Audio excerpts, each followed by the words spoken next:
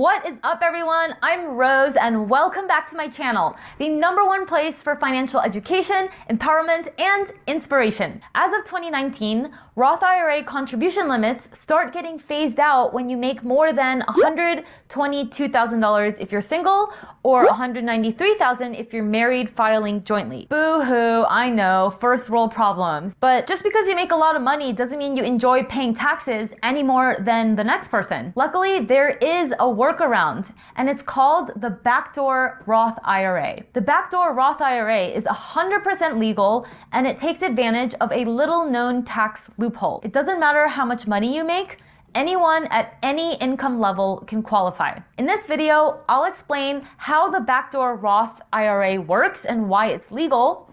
Then I'll show you how to do it step by step on my screen using my Fidelity brokerage account. And finally, I'll talk about some of the common pitfalls that a lot of people miss when doing a BACKDOOR Roth IRA. If this sounds good to you, give this video a like. And with that, we're gonna jump right in. So let's talk about how the BACKDOOR Roth works and why it's legal. Although high income earners can't directly contribute to a Roth, the IRS has a quirky exception in the tax law that allows high income earners to indirectly contribute to their Roth IRA. In other words, high income earners, what they can do is contribute to a traditional IRA, which has no income limits, and then convert that traditional IRA into a Roth IRA. This is perfectly legal because while Roth IRA contributions are subject to income limits, Roth IRA conversions are not. It's a weird little quirk in the tax law, and many high-income earners take advantage of this loophole every single year. So here's how to do a BACKDOOR Roth IRA, step by step. Okay, the first step is to open your traditional IRA and to also open your Roth IRA. You're gonna need to open 2 accounts, assuming this is the very first time you've done it and you don't have either. So the traditional IRA is where you first make your tax-deductible contribution, and you're also gonna need a Roth IRA in order to do the conversion. Basically, you need an origin account and you need a destination account. So you need both before you really do anything. So first, let's open the traditional IRA. For that, you just follow the basic account opening procedures, enter name and email. Pretty vanilla stuff. They're gonna ask you to confirm your address, social security number, things like that. And they are gonna ask you, this might be a little unfamiliar to you, what you want your core position to be. And the core position is basically what you want your cash to be sitting in if it's not invested in stocks and bonds. And honestly, this part doesn't really matter. I would just pick the FDIC insured option because it's FDIC insured, which is nice, and it really doesn't matter because we're not trying to make the highest return on our money right now. So it doesn't matter which position you pick. You're going to do the contribution and the conversion back to back, and it'll actually complicate things if you have earnings, because then you have to report some extra things on your tax forms. So just don't get stuck on this step. Just open the account, and once you have your traditional IRA open, then you would just repeat the exact same process for the Roth IRA. So after you've done that, I will see you when you're ready to do the contribution and the conversion. Okay, so once you create the accounts and you log in, you will be taken to this home page. And to do the conversion, we first need to deposit money into your traditional IRA. And then the second step would be to then convert that money into the Roth IRA. So there's 2 steps here. For the first step, we're going to click transfer, and this little trade window pops up. And I'm assuming you would have connected your checking accounts and external bank accounts by now. I am not going to go over that in this tutorial, but you basically transfer from, you select the account you're transferring from. So in my case, it would have been my personal checking account.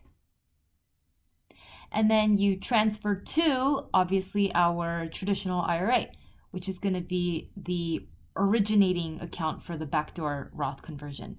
And the amount, you would probably want to max it out for 2019. It's going to be, the annual limit is $6,000. So if you can, do the max. And then you click continue. And then you just review and submit the transfer. And the funds should be in your account within, it says here, about 4 business days. I've seen it done sooner, but basically you'll want to set a reminder in your calendar and make sure you remember to do the conversion once it lands in your Fidelity traditional IRA. So after you do that, let's just fast forward 4 days later and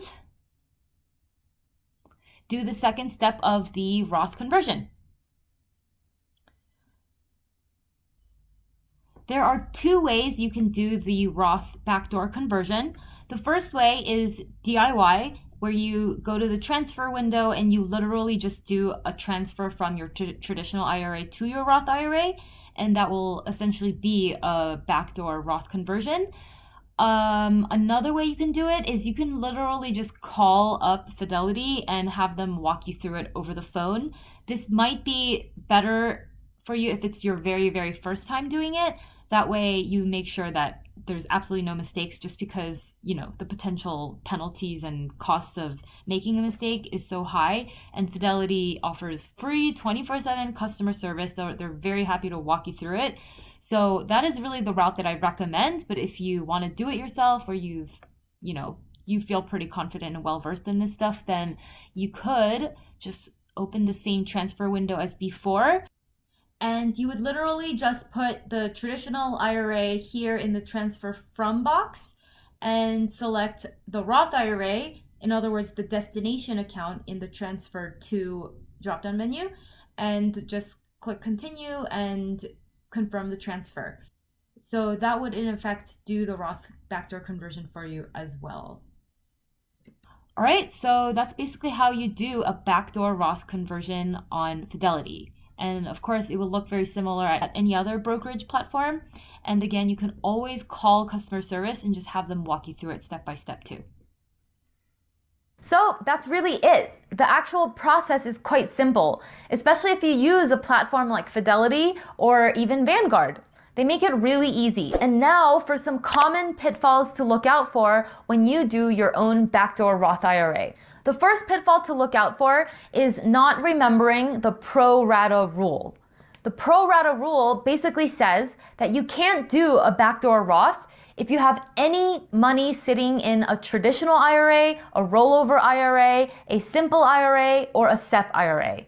Otherwise, you would trigger a pro rata calculation that incurs taxes and basically cancels out all the benefits of a backdoor Roth IRA. It's kind of complicated, and to be honest, I don't really understand it myself, but basically make sure you don't have anything in these types of accounts on December 31st of the year in which you do the backdoor Roth conversion. The second pitfall to look out for is to not make things more complicated than they need to be by spacing out your contribution and the conversion. So when you make your first initial non-deductible traditional IRA contribution, then do the Roth IRA conversion right after. And if possible, do it in the same calendar year, do it within 24 hours, do it on the same day if you can. Because if you leave a lot of time in between the contribution and the conversion, your money might accrue some interest and go up in value. And that would just complicate things, because then you'd have to pay taxes on the gains, and I don't even know how that would work. You'd probably have to report some extra things and maybe pay something. So just keep it simple and do the conversion as soon as you make the contribution, as soon as the money lands in the account, just like I showed you in the tutorial. The third pitfall, something I mentioned before, is please